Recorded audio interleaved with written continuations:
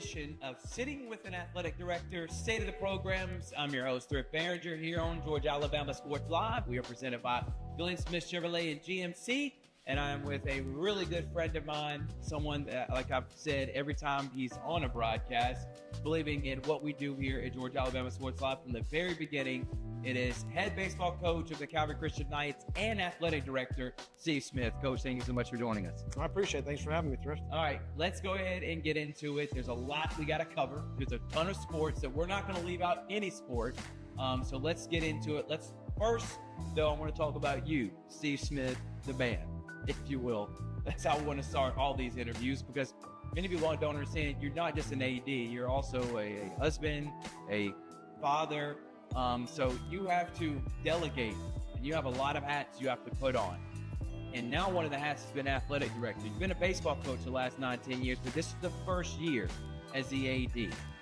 As that year has completed, give me your overall assessment of the way you feel after year one. So it's been about a year and a half now. So a lot has gone on. We've had a lot of we've added programs. We've had some coaching changes. We've had some facility upgrades. We've had to kind of shore up some things process-wise. So there's been a lot. One of the things that I will say with the athletic director position is you've got your hands in a lot of different things. Some things that I didn't necessarily have a background in before that you have to kind of learn on the fly. But really, most of it is supporting your coaches, supporting your athletic programs, and helping to provide what it is that they need to be successful. So in the first year and a half, year and a quarter, there's a lot more work that I feel like we have to do to get our athletic programs and our athletic department as a whole to where we want to be. But it's been a fun ride so far. And it has, and we're privileged to be a part of a lot of championships that happened this past year. But Coach, like I said, the man part. Looking back 15, 20 years ago, to your younger self, and now seeing you're leading one of the prestigious schools in this area, you're an athletic director. I know baseball was always in your blood, but now you're in charge of all these programs. Did you see this in your future? Did you know something like this, of being a leader in a leadership role, was your calling 15, 20 years ago? No, definitely not. I mean, really, when you go 15, 20 years ago, I was a Little League baseball coach. I didn't have a damn good one. I didn't have the background in athletics. I didn't go to school, to become an athletic director. Everything that I had done had kind of been on the business side. When I got approached for the baseball job 11 years ago, that was very intriguing to me, because I had always wondered what it would be like to run a program. But I doubted myself whether or not I had the ability to be someone that could run a high school baseball program. And I fell in love with it. After the first couple of years, I really felt like it was something that I could do for a long time. And then obviously the last few years, some things kind of, happened to where the athletic director position ended up becoming a reality as well. And really what it was, can we do what we've done on the baseball side and try to blow that across all of our programs here at Calvary. And again, there's individuality with that and with the strengths that each of our coaches have. But definitely not 15 years ago, I would have said that, I'm going to be an athletic director. My view was I had a couple more years left to be a Little League coach, and then I didn't really know what I was going to do after that. I love the game. I love pouring into kids and really being able to teach the game. But 15 years ago, I definitely wasn't looking at it and saying, boy, I think I'm going to be a high school baseball coach one day. And definitely being an athletic director was not in the mix either. So, no, I would not have said this is where I would be right now. That's pretty incredible, Coach, because the way you carry yourself, the confidence, the demeanor, would not have thought that at all. But I guess everyone starts somewhere, and eventually you got to find your calling.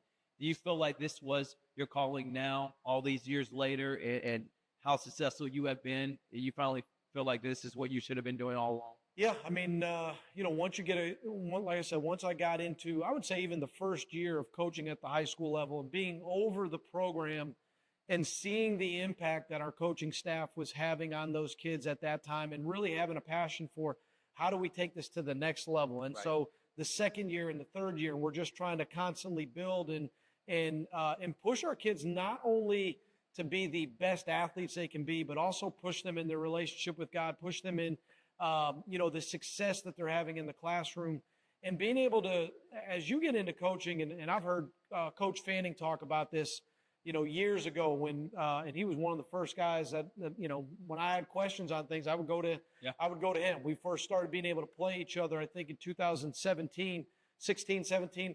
And so we started to strike up that relationship. And one of the things that he used to say was, man, as you get in it for a while and being invited to weddings and being invited, and then, kids coming back and tell you they're having kids. I'm starting to experience that now. We've had several kids that have come through that have gone off, gotten married, kids that have had their own kids, and being able to see that and to know the small part that you get to play in a chapter or a season of a kid's life, and the impact that you get to have, it's a privilege. And so as you do that more, it's more than just. It's not just wins and losses. Right. It is a calling. To do it the right way, it is a calling. And being able to do it now across several sports, because again, in the role that I was in before as a baseball coach and not being on campus, I had very little interaction with our other athletes. Right. And now being able to be on campus and interact with those athletes on a day-to-day basis, and being able to pull a kid in from time to time and encourage them, or to light a fire under a kid from time to time. I mean, those things are that's a privilege as a coach to be able to do that. So I definitely view it as a calling. I definitely believe this is where I'm supposed to be, and this is what I should be doing. But on the flip side of that, as you happen to be like a father-like figure to a lot of kids' lives, do you feel like you got to have a really good home life? Okay, that infrastructure's got to be vitally important. And I talk with a lot of coaches, being a coach's wife. I was talking with George Williams, longtime basketball coach in this area, legendary coach, his wife. I mean, she said he lived in the gym, and I had to be okay with that. I didn't make life hard on him. Yeah. To talk about your wife, your kids, some of the things that they had to take on, because this is a lot that you're having to do, and they got to accept that, especially if you want to be successful at being an AD and a head baseball coach. Yeah, being a coach's wife is not, and really, on the female side, being a coach's husband, right? I mean, you've got both sides of that. It's an incredible responsibility for them, and it's an incredible challenge. My first year, so my kids would have been in 7th, 4th, and 1st grade, right? And so you have 2 boys that are playing Little League, right? And a daughter that's involved in things, and my wife was having to, make sure they get everywhere, and from December at that time, because now we do 11, we do something, we lift 11 out of 12 months, but right. December, through May, that you're gone. Like in the afternoons, you're gone. You're not getting home till 9 o'clock at night. If it's a road game, you're not getting home till 12 o'clock at night. So sometimes you're not even seeing each other. You're waking up, going to work. And at that time, I was working at Eastman Kodak. I'm getting up at 5 o'clock in the morning to go into work, to be there for 6, so I can get out at 2 or 3 o'clock to get here for practice at 3:30, to then go ahead and go. And we're running multiple practices. You're running a middle school and a JV and a varsity practice, right. And then get home at 9 o'clock. And you're exhausted. And it was I will say it's a challenge, and we struggled with it at times. But one thing that I always asked her, "Are you okay with this?" And so when I took the job at Calvary, she was the one that really said, "Steve, this is what you need to do. This is what you want to do. You've said before about how you want to do things at another level. This is a no-brainer. Go and do it. I know you, and I will support you in that." Right. And then with the athletic director position, we went through a period of time where we were praying about it, and she told me, "You need to do this." And because I was like, I don't know if I want to do this. I don't know if I want to take this on. Do you understand the role and the impact that this is going to have to my availability? We already struggle with, I'm not home all the time, and now take that across the entire year, and so it's a challenge. My 2 boys, I will say they got the best of me. They got an opportunity to be a part of the baseball program that I was coaching. So they were around. They got to see Dad. Not that I was acting like Dad, because I used to tell them all the time, you're just another kid. Understand that. You're not going to get treated any differently. But they were, at least I was around them. Stevens started playing in the middle school program in 7th grade. So he got 7th through 12th grade. He played 4 years at the high school level for me. Bradley started in 7th grade as well. So he played middle school in 7th and 8th grade and got 4 years at the high school level with me. My daughter was the one that she didn't necessarily have that. And so that was a challenge. She struggled with it at times. And so I had to try to find other ways to be able to be there for her. She ended up, she was a cheerleader, so she had cheer competitions, and then she transitioned into soccer, and then she transitioned into volleyball and became a pretty good volleyball player, the last couple of years. Right. So being there to support her for those sports was a big deal for her. But then try to take time out to make sure that you made her feel special as well. But it's a challenge. Those coaches' wives and coaches' husbands that are out there, it doesn't go unnoticed. People that are in the profession, they understand the sacrifice that not only the coach makes, that the family makes, and that's a key thing that I think goes overlooked by a lot of times parents. Where their kids are playing for you. I think sometimes they lose sight of the sacrifice that's made by the entire family. And at times, as coaches, we lose sight of the sacrifice that our family makes. And so one thing I will say, and being an athletic director, what the summer has provided, it's provided me some flexibility. So my wife and I have had an opportunity to kind of go out of town a couple different times. How about that? So, hopefully in this chapter of my life, we're able to really be able to find times throughout the year to really, make that work right. You said a word that I was trying to get out, but I couldn't think of it. Sacrifice. That's the biggest thing, I think. Also, coaches' wives, and including yours, they're an integral part into all the athletes, too. That's a mother-like figure. I see your wife all the time at all the games. All the players respect her. They come up and talk to her. That's a big thing. But you got to be invested to do that, because some people can be turned off by it, like, man, I don't want to live in a baseball field 24/7. But now that we've talked about that, I want to go back to the initial question talking about last year. Now, we're going to go from each sport, that we normally do here on Sitting with an Athletic Director, State of the Program. So I guess we'll start with baseball, and then we'll go into the fall, winter, then spring. Your baseball program is at the pinnacle of what is one of the best programs in this area.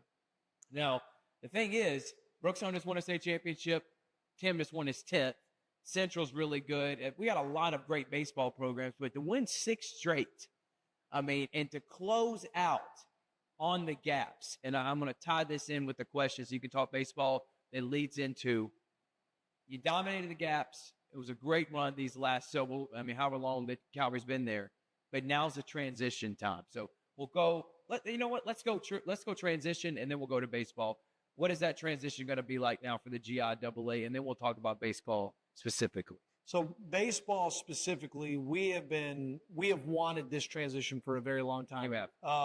2 to 3 years of my time here, I was already having questions. This is 8, 9 years ago. Hey, when are we going to be moving? And at that time, I was really pushing for us to move into GHSA. Oh. I felt like we could have gone in and competed for state championships at the single A level, which was where we would have kind of, rated out. Now with the multiplier and stuff, you're probably looking at probably 3A, maybe 4A. And I like our chances. If we went in there, I feel like we would have been a program that would have competed, for a state championship. We got a lot of flack at times of the competition at times in gaps, and we can only control certain things. We could control what our schedule looked like outside of our region schedule, and we tried every single year to push that to really challenge us. Right. I wasn't interested in creating an undefeated schedule. I could have absolutely done that for several years where we could have played and been 30-0 or 36-0. That wasn't anything that we were interested in. We wanted to be tested, get punched in the mouth, really see what it was that we had. And really you're trying to prepare guys, for that postseason run, but you're also trying to prepare them to get the most out of themselves. Right. And for the ones that want to play at the next level, trying to put them in positions to be able to do that. You don't do that in playing a cupcake schedule. You're trying to do that, play a schedule that's going to be challenging. And so that's really what we've tried to do. This year we won our sixth state championship. You and I have spoken.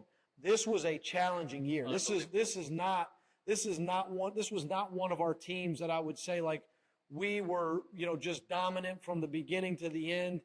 We had some road bumps, some things that if we don't clean some things up going into next year, it's gonna be elevated and we're gonna see it.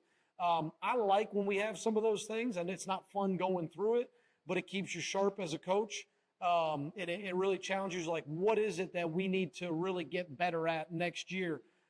There's a hunger inside of me that, that I feel the pressure of going into another league. We aren't sneaking up on anyone. That's been the thing. Even schools locally, we don't sneak up on, anyone they know, like they want to say, yeah, you won 6 straight state championships. Well, we're going to come out here and we're going to beat the brakes off you. And I like that. I like that atmosphere. I like the rivalry that it creates. I love that. And I know this is funny, but I love that Brookstone won a state championship this year. Yeah, I do. Because I can't wait to play them next year. I think that's a great point. And I think again, and I as a competitor, why would you not? No. And Coach Thomas over Pacelli and what they did against us this year, I am looking forward to those games next year. So when I look at there's 4 games next year, or 6 games that I'm really, really excited about. Those are, and I don't try to elevate a certain game over another one. One of the things I try to get our guys to constantly believe in is that every single game you have to bring it regardless of who you're playing. If you are playing a team in gaps that hasn't won a game all season long, I want your best. If you are playing a 7A state championship team, I want you to bring your best and play to your ability. Don't play down or don't play it up. That's where we got in trouble at times this year, where we played some teams that, in my opinion, were not as talented as us, and we either believed the hype or we played down to some other teams. And so when you look at a team that was 29 and 8 or whatever, I can look at 7 of those baseball games and said, my goodness, we left a lot on the table, and we've got to get better. So, I'm excited about. We were 11 years in gaps. We won 10 state championships, or 10 region championships and 6 state championships. And the only year we didn't win a region championship or the state championship in the middle of that was COVID. We figured some things out. We figured some things out as a program after a couple times getting to a state championship and losing in a game 3 or getting into a Final Four and not being able to get over that hump. And I used to tell people after we lost the second year, if they let us win 1, watch out, because we won't stop. Because we needed to get over the mental side of being able to compete at the highest of levels when it meant the most. Right. And we still lack that confidence that we could have a great regular season, but when you get in that postseason, how do you really turn it on? Right. And just like the postseason, I get fired up for the postseason. This is my favorite time of the year. I know it is. I'm glad you made mention, because when talking with Tim, it's like you're the same guy but different guys, if you will. He told his team, and I know you probably said something similar to your team, we can do one of 2 things. We can either shape ourselves up, lick our wounds, and then we go about our business that we normally do with Calvary, or we can be one of the worst teams in the last 8 to 10 years. And I don't think you wanted to do that, nor I don't think anyone on that team did. But the coaching aspect, last question in terms of baseball, what do you like more? Do you like knowing that you have a team that's dominant? You just got to press a button here or there, and you're going to usually breeze through, even if you're playing a Brookstone or Glenwood. I mean, you played some top-level teams, either public school or private school this year. Your schedule is one of the hardest in the entire state, I feel like. And then you had to play the gap scenes, of course. But do you like what you had to do this year, which was you had to find the right lineup, and you had a lot of injuries you had to overcome, not playing baseball for 2 weeks during the season? Which one do you like more as a coach? So, I mean, I like pressing buttons. So from the baseball side, the reason why I love the sport, it's very, like, it is a thinking man's game. I love having to press buttons and winning games where, we're executing and doing things and putting things in motion You saw we won a couple games this year on a suicide squeeze, and winning where you have to take a risk. I like that. The easy part is, man, and we've had a couple of those teams, and Tim has mentioned the same thing. He's had some of those teams. You can go out there, and man, outside of just absolutely lay an egg, you're going to win the baseball game, right? And there's not a lot of, you're not really pushing your guys to get the most out of them in that. And that's, like I said, that's why even 8 years ago I was pushing, let's get into a little bit more of a competitive setting so that every day you are having to fight for it. Because when you talk about trying to get the most out of your athletes and you do that every single day, I promise you at the end of the season, that's a completely different kid. That's a completely different team. So, yes, it's way more stressful. The way we played 500 in the middle of the season, right before the playoffs, when I say I was going nuts trying to figure out, like, what is it that I need to do to get a hold of this team, and what are some things that we need to move around, and where do I need to take a chance, or maybe who's someone I need to give an opportunity to because someone's just not grabbing the reins right now. It's harder. And your practice, I'll be honest, your practice time during that, it's way more intense. And then the kids don't necessarily like me a whole lot because, and I tell them all the time, as we approach postseason, I don't have any feelings. So, like, just understand it. And it creates and they're like, man, coach, we've had this great relationship. Like, why am I not getting playing time now? Like, they're not saying that to me, but in their mind, I know that they are. It's because at that point in the season, I made some decisions, and all I'm worried about is winning those last couple of games. That's it. So it just brings out a little bit of a different edge. So I'm looking forward to that. I don't really like the press and play, although you really like having those really talented teams. Right. But I'll be honest with you, and I look at the 11 years. At some point in every season, you had a press play. just had to. We had an extremely talented team in 21. With several guys. I think there ended up being probably 15 guys on that team that ended up going to play at the next level. And a couple guys that will probably go on to play professional baseball. That team had an identity crisis probably about, halfway through the season. We ended up going over to Columbus High School, and I had one of my post games that just really had to kind of challenge them. And from that point, we reeled off 18 games in a row. But it was them. They had to make a decision. Are we okay with this? Are we okay being a team that's not fully realizing our potential? Or do we want to do something special? And that team was able to grab it and do something special. I got to add this on there. I said that was going to be the last question, but talk about pushing buttons. I can't let this go because I asked other coaches the same question if they had something similar happen in their season. In the state championship game, it's 1-0. And we talked about this. The pitcher, and I cannot think of his name right. Carson Ward, who was a really good pitcher for you all year long, had a really great game going. Honestly, probably could have completed the game and decided to put in a closer. Yeah. I said the same thing with Tim. You got to have some cojones to be able to make that move because if it doesn't work, coach, everybody's saying, why'd you take out Carson Ward? He had been pitching 6 innings of shutout baseball, but it did. Those are the type of moves you're talking about that you don't even second guess yourself. Yeah. You knew that was going to be the right move, and you end up being state champion. Yeah, I mean, there's moments in every single game, and again, you look at the professional level. They talk about how many games a coach wins or loses. I don't ever get into any of that at all. But I know my team relies on me making good, sound decisions, and that I better be prepared for. I ask them to be as prepared as possible when they go into a game. I better be matching that preparedness when I go into a game as well. So I have thought through several scenarios before we even get to that point. There are times where we're going into an inning, I am walking to third base, and I am thinking through several scenarios that if this happens, we're doing this. If this happens, we're doing this. That game, that was Carson Ward. That was a game of his life. He pitched another game throughout the year where he threw, I think, a one-hit shutout. He hit the first batter and gave up a hit in the first 2 batters of a game against Ace Charter. Right. Good team. I think a 3A school in GHSA. Yep. Playoff team. That's probably statistically his best game. But when you think of state championship, elimination game, had a rough start the week before in the second round, in what we called on him to do. That state championship game is a game of his life. He'll always be able to go back and look at that. Yes, probably several people watching the game are saying, what on earth is he doing? I just felt like Carson had given us everything he possibly could have.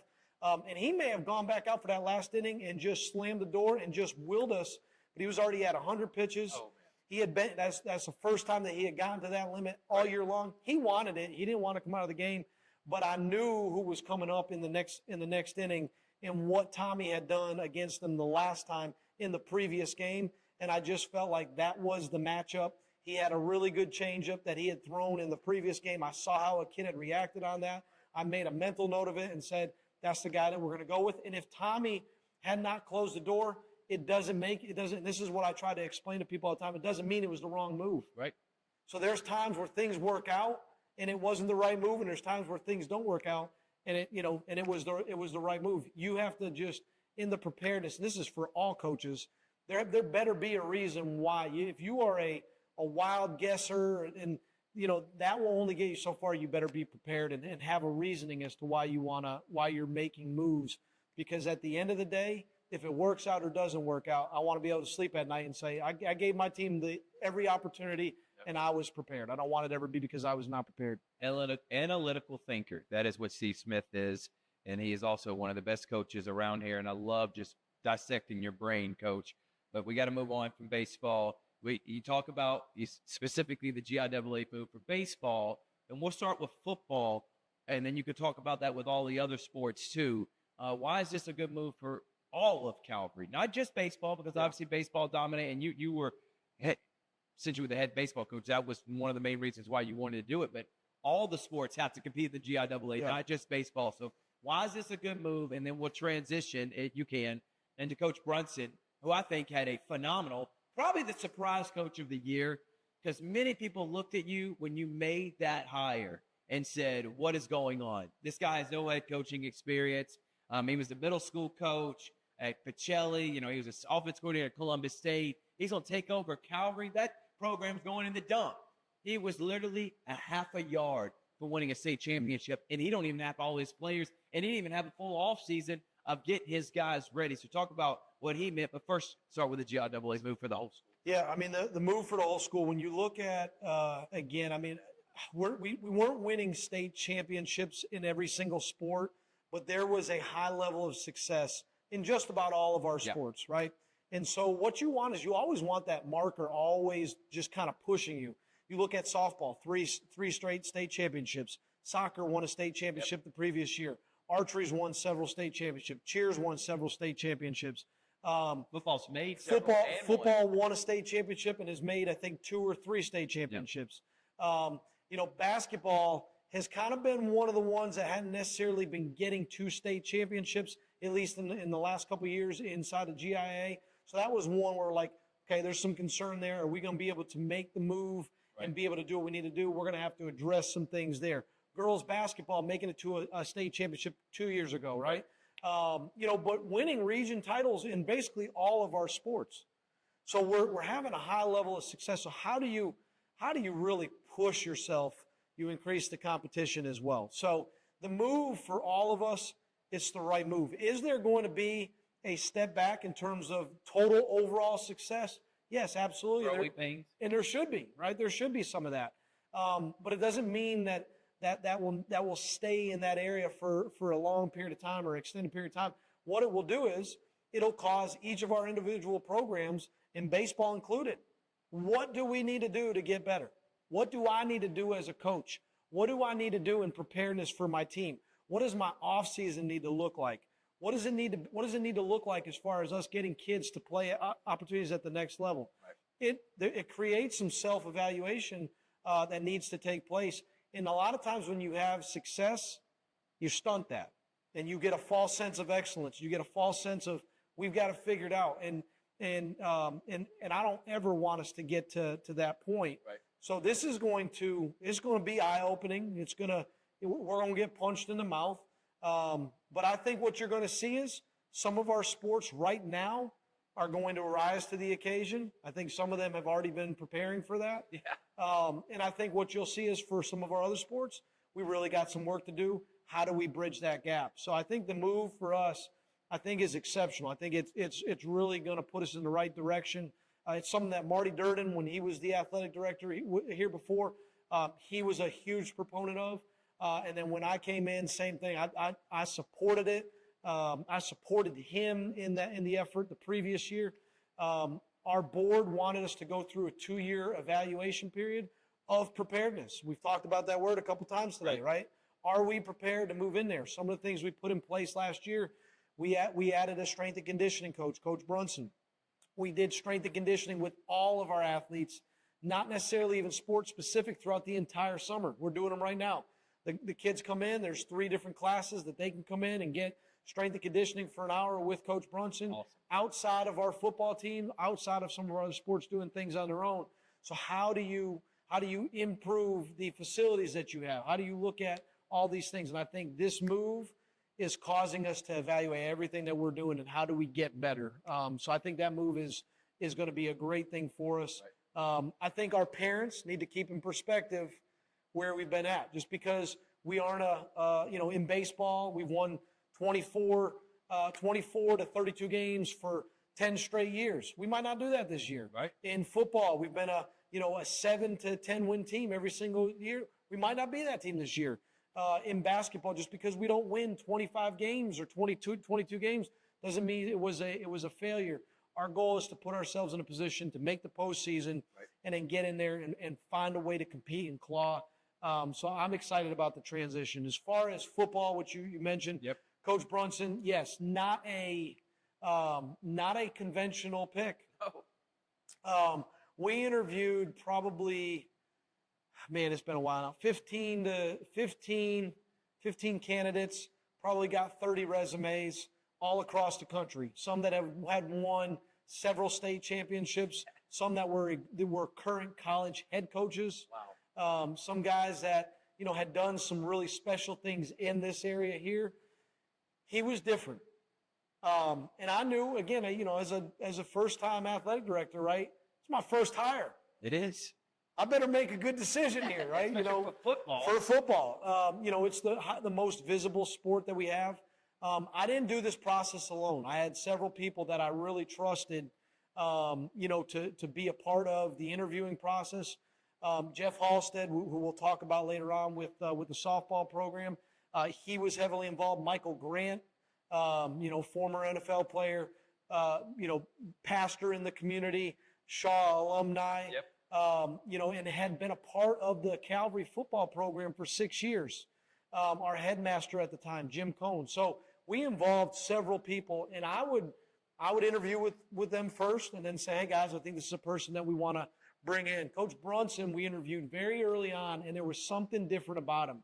And I told them, I said, there's just something different about him. He doesn't have anything that when we say what it is that we're looking for in terms of the experience, but there's something different about him. Right. And we went through this whole process, and everybody kind of came back. There was a humility about him. There was a willingness to grow. There was a desire to plant roots and do something special. And he believed in what it was that we wanted to do here. And we just felt like this was our guy. And he proved us right. And I told him, I'm not concerned with wins and losses right now. Right. I'm not.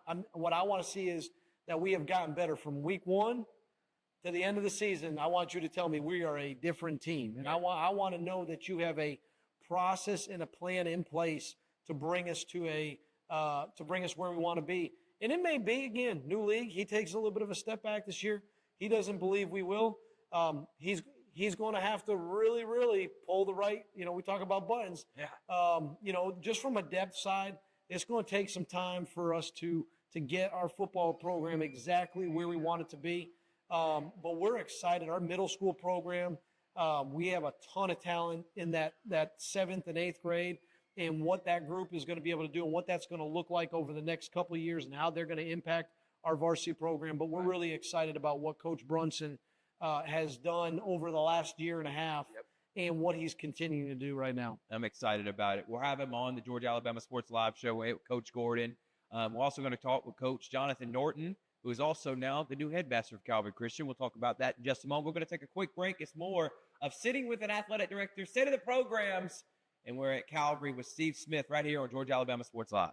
Are you ready to save big on a new GMC? At Glenn Smith GMC in Opelika, you can own one of the best-selling vehicles in the USA. The GMC Sierra pickup is discounted up to $14,500 off. The roomy and comfortable GMC Terrains are up to $8,250 off. And the GMC Acadias with 3 spacious rows and seating for 7, discounted up to $8,000 off. At Glenn Smith GMC in Opelika, Get ready to smile. Welcome back to Sitting with an Athletic Director, State of the Programs. I'm Brett Behringer, your host, alongside Calvary Christian Athletic Director Steve Smith. We just got finished talking about the football program, and Coach Brunson did a great job in his first year, and he is guns blazing as he heads into year 2, looking to try to win a state championship. I'm excited about what he has in store for us this season. From football, there's other fall sports, and we'll talk about them. Let's go to volleyball next. Steve? So volleyball, the last 4 years, Sean Burns has been the director and head coach, and he's done a really good job building that program up to where we had, we added a middle school program, or middle school team. Numbers were really, really high. He elected to step away this past year just for wanting to, just this next chapter in life. All of his kids are grown, right, and wanting to have that flexibility. So we just made a hire the other day and brought in a guy by the name of Benji Marquez. We're really excited about him. We're 3 days into the volleyball practice schedule right now. And he's a very detailed guy. Again, when we talked about Coach Brunson, not a traditional hire, and me and Benji had this conversation. It hadn't been a high school volleyball coach or a varsity head coach since 2000 in California. Been a long time since he's been there. But there's something about him that I really like when we talk about the development side, and someone that that really understands. He's got an unconventional way of how he views training for volleyball. So I'm really excited. He's been more on the men's side of volleyball, right, and has really wanted to take some of that and transition that to the female side, and really playing it a little bit more of an aggressive, physical nature that, and so we're really excited to see how that will go. So we're excited about volleyball this year. From volleyball, there's cross country, and I give all the cross country runners out as many flowers as I can. I've been trying to run, and I'm just bringing this up because I've been trying to be active. I like playing pickup basketball, but I try to run, 4 or 5 miles a day, and especially in this heat, it is unbelievable. And then doing it in timed events, like I'm happy would get it done in 12 to 13 minutes, and most people think that's super slow. And I know for cross country, they do it in the hottest time of the year, I feel like. So these athletes are incredible. That's the reason I brought that up, because I realized how tough it is to be able to do this. So talk about cross country and who's leading that program. Yeah, so Coach Susie Dunn and Coach Jeremy Hale. She coaches every She day. does. She adds so much value in everything that she does. But the two of them have been like kind of a dual head coaching, where they basically split the responsibilities.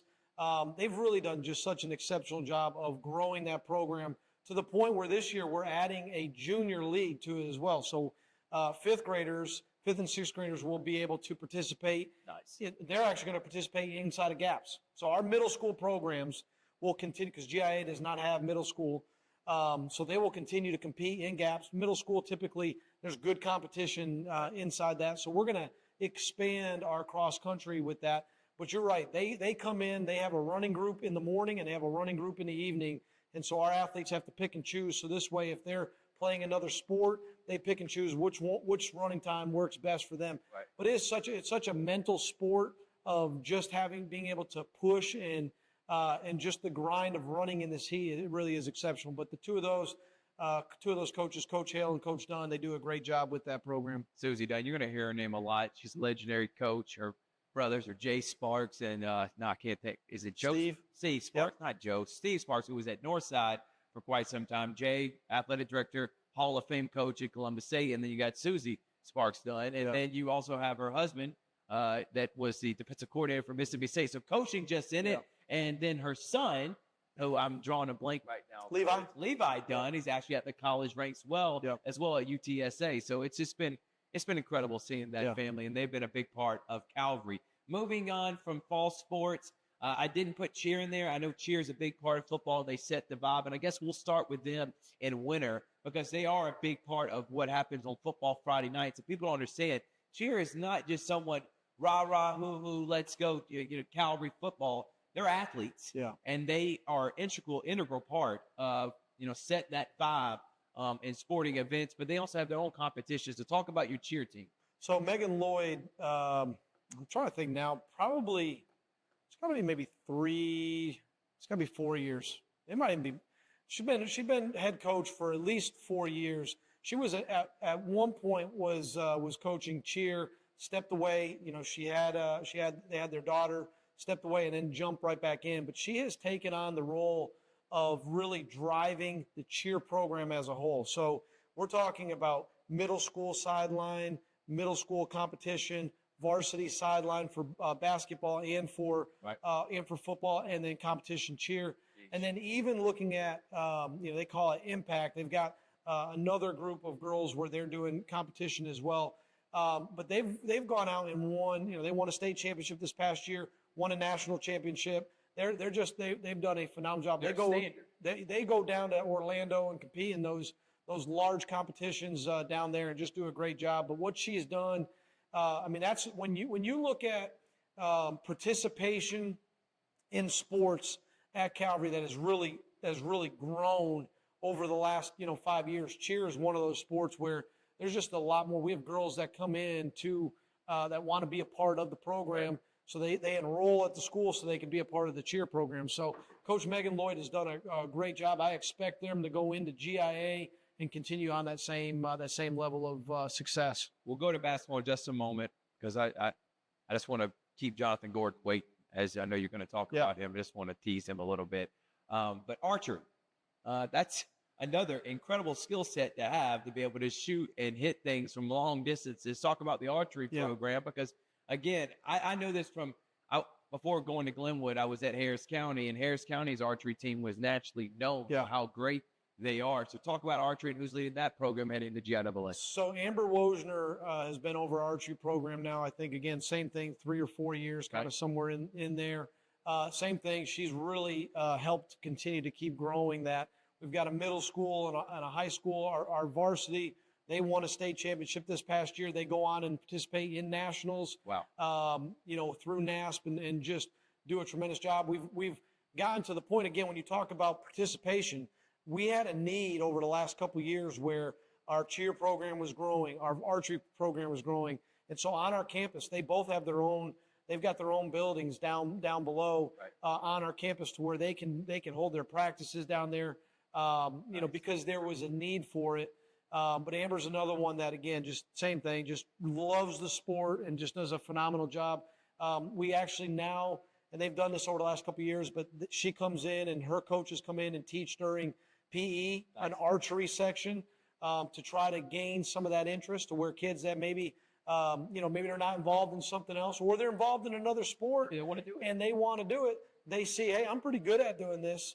I want to join the archery team. So she does a great job with that in that program. Before we go on to basketball, just a reminder with softball, we're moving from the spring into the fall. And I'm glad you made mention of that because I'm thinking it's a spring sport because it has been these last couple of years of winning 3 state championships. So I'm glad you said that. So basketball, you still got to wait another moment. Sorry about that. And I like making Jonathan wait a little bit. I do too, man. I like messing with him. So we're going to go back to softball. And by the way, if you made mention, a lot of these coaches, they love what they do because they're not in for this for the money. Yeah. People understand that. They don't do this for the money. They do this because they love it. They want to give back. And they want to help kids realize their potential and whatever it is that they're doing. But let's go to softball. Yeah. Let's talk about that program. It's a program that they're right on your heel about how successful they've been these last couple of years. Susie Dunn is also a big part of that. But talk about who's leading that program and how great of a job he's been doing these last couple of seasons. So Carson Lloyd was our head coach for the last 4 years. First year, made it to the postseason. Yep. and then struggled a little bit. I think they got eliminated maybe in Final Four, and really felt like he had a lot of stuff that they needed to kind of clean up. Really put some things in motion between him and Marty Durden in getting a softball field on our campus. They spearheaded that, and Carson really kind of in his mind designed what it was that he wanted that to look like, and that was kind of his baby. He was a part of the baseball program for a couple of years as a middle school coach, but this was his program, and really poured into it. He won 3 state championships, and it actually has stepped down. So we made an announcement probably a couple weeks ago. He has made the decision, and this is something that him and we went through and had a lot of conversations around it. He's got young kids, and feels like this chapter in his life, again, we talked about it at the beginning of this broadcast, about the sacrifice. His wife is the cheer coach. He was the softball coach. And that challenge and that balance, sometimes it can be challenging. As a dad, sometimes you look at it and say, am I doing what's right for my family right now? He made a decision that he needed to spend some more time and put a little bit more time towards that right now. That doesn't mean that this is forever, but right now in this chapter of life, he felt like this was the right move for him. Right. What we've done is we've Jeff Halstead, who is the director of operations here at the school, is actually the person that I report into. He's a baseball guy, or has been a baseball guy, and has been a softball guy. Has been a part of the softball program for the last 3 years as well. He's ran the middle school team. Right. Extremely talented middle school team. They didn't lose a game last year. They went undefeated. By 10 runs or more. Yes. And he has been the softball advisor. So him and Carson have worked together over the last 4 years. Right. Jeff is going to move into an interim position as head coach. And we will start our search for a new head coach. But it's in good hands right now with Jeff. He's running practices. Him and the rest of our coaching staff are keeping things moving. So we're excited. We've got a lot of talent. Obviously we've got Cameron. That's been our best pitcher over the last couple of years. But we got a lot of talent that's in that 7th, 8th, 9th, and 10th grade that we're really excited about. So tough schedule for this year. They will be playing. They're playing Northside High School this year for the first time ever. They're going to be playing in the tournament down at South Commons. They're going to be playing some really, really strong St. Pius. They're going to be playing some good teams. And so, as we talked about, them getting an opportunity to play some really good competition is just going to raise the level of play. And we're excited about where our softball program is going. And, we're disappointed. Obviously, Carson will not be a part of it this year, but very appreciative of what he poured into this program over the last 4 years and how he leaves the program versus how he came into it. That's a great point. Left it a lot better shape. But we had him on the Sports Vision radio show, which you can listen with me and DJ Jones every Monday and Thursday, 4 to 6 p.m. And when we interviewed him, I was blown away by the way this guy was talking about building the program from the ground up. So I hate that he's leaving because he's a really good coach, and I'm looking forward to him battling it out against Sidney Sprague of Northside and all the other great softball programs, Brandon Jenkins at Harris County. But sometimes you got to do what's best for your family, as we talked about at the beginning of this, sitting down with an athletic director, say the programs with Steve Smith, and now we can talk basketball. We'll start with Jay Gordon. His name's Jonathan Gordon. He was a assistant for Corey Black at Pacelli for quite some time, played basketball around this area. The only reason I know all this stuff because I've literally known him since we were both babies. So just seeing this guy take over this Calvary Christian program, took some lumps last year, took some bruises, had an extremely tough schedule, played some teams probably shouldn't have because he knew that was going to be tough, but realized what he needed. And this summer, he's played some excellent public schools and won those games. So talk about your evaluation of Coach Gordon in his first season. Young guy, but I thought did a decent job. Now heading to year 2 in a GIAA, which he feels, just like you said with Coach Brunson, very excited. Thinks he can win a state championship this year. Coach Gordon, as a new head coach, you don't know what you don't know. And he's an unconventional hire. I got to say that too. Same thing. Interrupt, Coach. Same thing with Coach Brunson. There were a lot of people that wanted that job, and he's also replacing Jay Sparks. Kevin Williams, which is his cousin. Yeah. Those guys had experience. He'd been here a long time. Yeah. What led you to hire him, and then talk about the job he did? Again, you'll see the common theme. I really have a passion for development. So I want to see our programs that our kids, they are changed from being inside of our program. Right. They are not the same athlete that they were. They're not the same person that they were. That to me is a big, big deal, is the development side. That was his passion. He was a personal trainer. He's a passionate kid, has a ton of energy. I say kid, he's a young man. Really, like I said, you don't know what you don't know. So as a first-year head coach, you are going to get hit. And I remember back to my first year, like there are so many things that you just have no idea about until you get hit with it. And then it's, hey, how do I learn from it? How do I do better the next time? Right. I told him that I would have a lot of patience with him because I knew young coach, inexperienced, but has a passion for it. Same thing, willingness to grow. We've had there was a lot of conversations after, games getting just completely blown out and Out of hand. just him just really like trying to decipher things and how do I press this button, or I've got this kid that I'm really trying to get this out of him, and him really trying to process that. He's a learner, which is a good thing.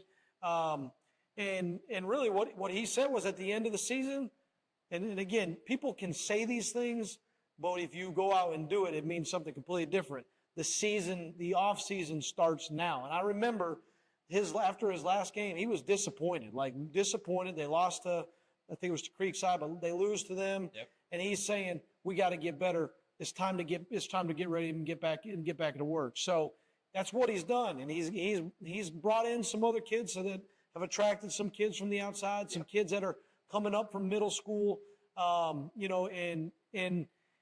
I've had a chance to watch some of their practices. They look very, very different than what they looked like last year. He didn't get a full off season. He gets a full summer this year. He got an opportunity. They've gone on and played in several tournaments. I think they're 13-8, 13-9, Yep. and they've played, 4, 5, 6, up to 7, 8 public schools, and have won. And have done really had some games where they've really competed. They're still seeing a lot of youth there that they've got to just try to figure some things out. But same thing, I just want to see the growth from year to year, and that the program is moving in the right direction. And as a young coach, that you're growing and that you're getting better, and that every year you're trying to address your blind spots. And each of us as coaches, we all have blind spots. And how do I address those as we go through the season? So we're excited about him and excited where the basketball program's going. By the way, his mom, Dee Dee Gordon, I don't know if you've met her. Oh, yeah. She is she's a fireball, and you don't want to get on She's her bad incredible. side. And she is so good Yeah. with kids. That was her calling, and you're seeing why that's worked so well for Jonathan. And as you may mention, he's in your office like all the time, picking your brain. For young coaches, I'm saying this for all you young guys out there, because I'm the same way in my business. I pick DJ Jones's brain all the time. I'd be an imbecile to not do that for someone as successful as he's been. If you got that at right in front of you, use it so you can help grow yourself. I said I was going to talk about Jonathan Norton at the end, but since he is also the head girls basketball coach, we can talk about it now. So apparently this went under the radar for Georgia Alabama Sports Live, but everyone else knew about this, so shame on me. And we'll talk to Coach Jonathan Norton on our show. But he is now going to be the head of the school here at Calvary Christian. He had been at Winbrook last several years. He is a Hall of Famer at Columbus State girls basketball program, took them to the heights before Anita Howard. And by the way, Anita Howard is now one of the lead assistants at Mississippi State. She was an assistant under Norton during his time period there. So you know about how many great coaches are put underneath him. Now he's leading this school. Yeah. Okay. I want you to talk about that as an AD, to have someone with an athletic background. How important is that in the climate we live in, which is sports rich in this area, to have someone like him leading it? How great is that for you, and how excited are you about that move, him becoming the head of the school? It's exciting. When the announcement was made that Coach Norton was taking over as headmaster, it was exciting. Again, he's got ties to the area. Yep. He's done it at a high level. He's been the headmaster at Winbrook, right? An elite school, and has done a great job over there as a successful basketball coach, and being able to see him firsthand on how he runs this program. But the part of understanding the importance of athletics is huge, especially in that role. I mean, I think most people understand the role and the importance that athletics plays in the success of a school. Again, if you ignore that, you're leaving out a very, very crucial part, especially in this area, and the impact that it has. He understands that. But what I've been impressed with, you know, he came on board first week of June. What I've been impressed with has just been, you know, there's tough decisions that have to be made all the time, and that role is how he's able to analyze things and how he's able to encourage people and be thorough and be able to pour into our staff and our faculty and be able to look at where some of the needs are and how do we address them. And he's very collaborative. So, I mean, all those things that you need, he's very relational. Those things that you need to have to be a great headmaster, I think he really possesses those. And from my perspective, I'm really excited that, you know, I get the opportunity to work with him on a day-to-day basis now versus just, it's a little bit weird.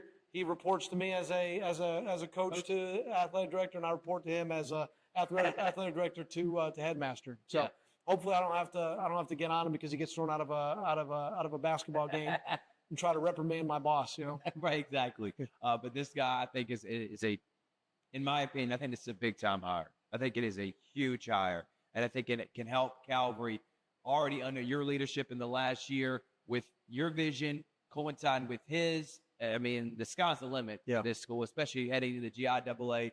Huge move. I think it was a no-brainer. I mean, he's got experience being a headmaster, then all the winning and everything else. I mean, it's just a great hire, and I'm glad it was able to happen. He's also the head basketball coach for the girls' side, which, again, if you look at his resume, maybe been a little bit overqualified for this job, but I thought he did a really good job last year. He's also got great coaching staff with Grant Smithwick.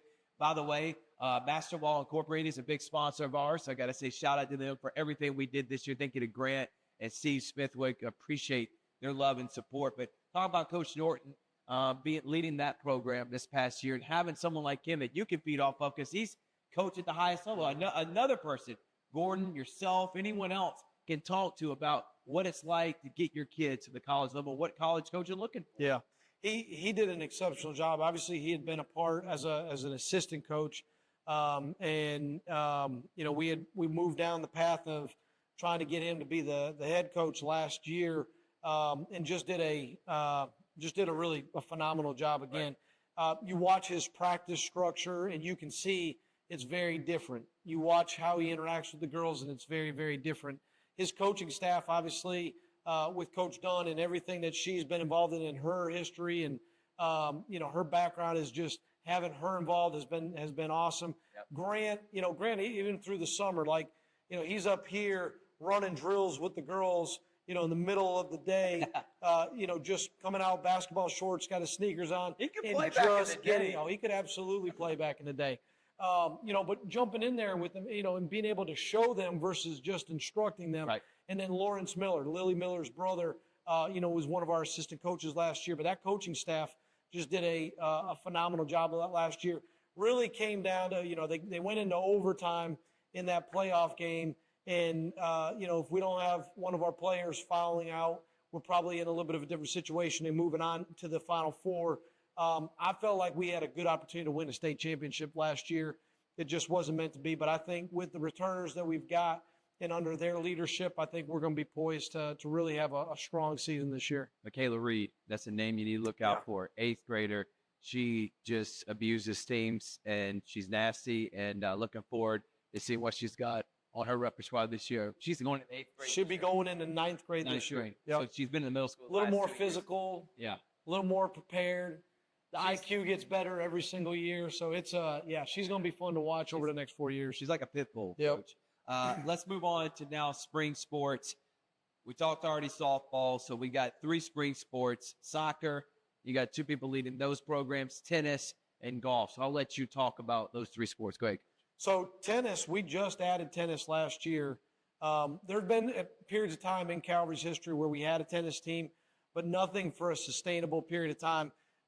We've got Kim and Matt Jeffers that are running our tennis program. Okay. We actually had a we had Finley Jeffers actually win a state state championship this year. So first year having a program, she went in and just absolutely just cleaned house. But what was exciting to see was I remember we did an interest meeting, and I was just trying to gauge, like, is this a sport? I had a lot of people come to me and saying, hey, we want to add tennis. And so I was like, well, we need to see, is this going to be something where we're going to have enough interest? We had like 70 people show up for the interest meeting. I was like, well, I guess we're having a tennis program. We ended up having, I think, 30 to 40 participate. It's growing. We've had people that have said we want to get tennis courts on our campus.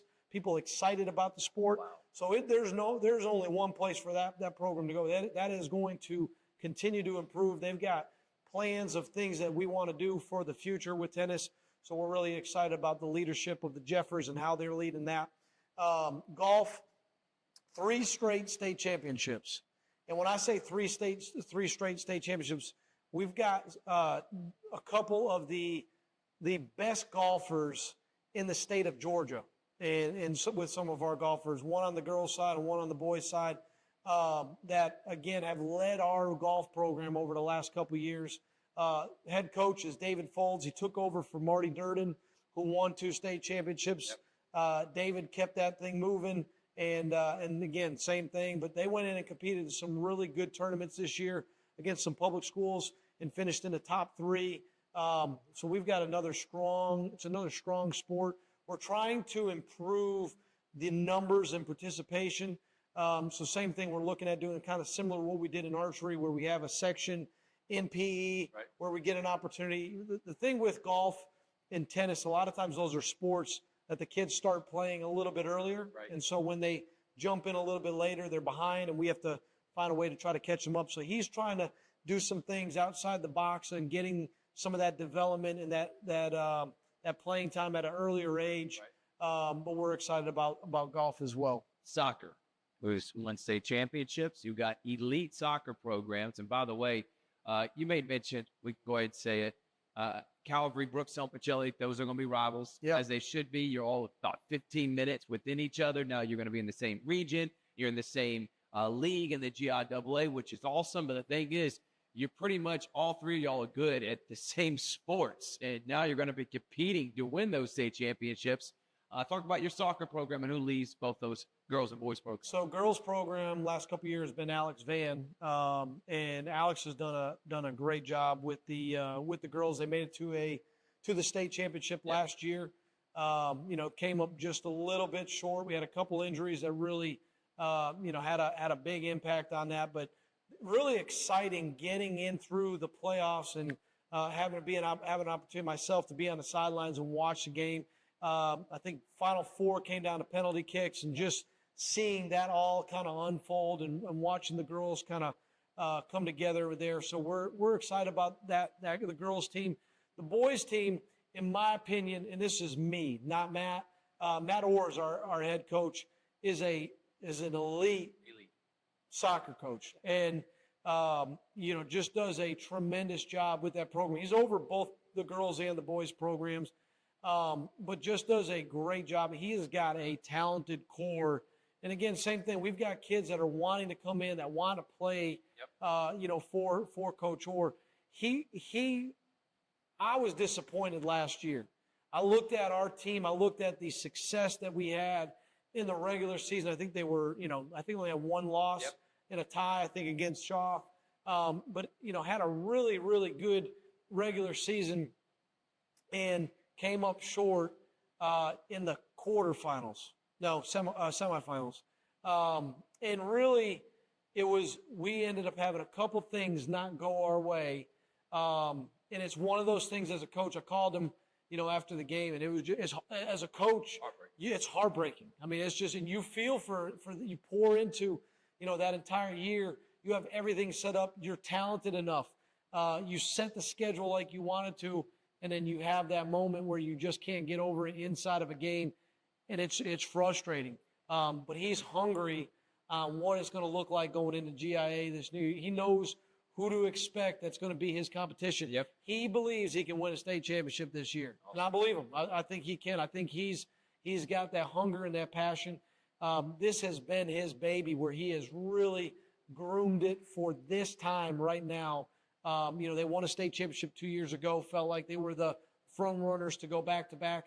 But we're excited about what he's going to do going this year. I am too, Coach, and looking forward to 2024, 2025. Georgia Alabama Sports Live is going to be all on board for Calvary Christian Sports this year. We look forward to it. It's a great time. I love being able to talk to you, Coach. Had a lot of fun. Shout out to all the coaches here at Calvary, and good luck on your season coming up. Any other final thoughts you have, Coach, the Calvary community out there that you wanted to say as you about to head into the GIAA? Yeah. No more talk. It's here. It's time to strap on the helmet. It's time to tighten up the cleats, whatever it may be, tighten up the basketball shoes. Your time to play. Yeah, I mean, the only other thing I'll say is, just obviously being an athletic director, you're in the front of a lot of different things. Yeah. But it's everybody that is, all of our coaches and the hours that they pour into each of their programs and the passion that they have and the love that they have for each of these kids. That's what makes these things special. Inside of our athletic department, Jamie Smithwick, that's my assistant, that she keeps everything moving. It is just so detail-oriented. It is always keeping things moving, keeping things on track. She takes care of anything administratively that is needed inside the department. I would not be able to do it without her. She has been behind a lot of the success that we have had, and she won't get any of the recognition. She's not a head coach. She's not doing interviews, but she just does a phenomenal job.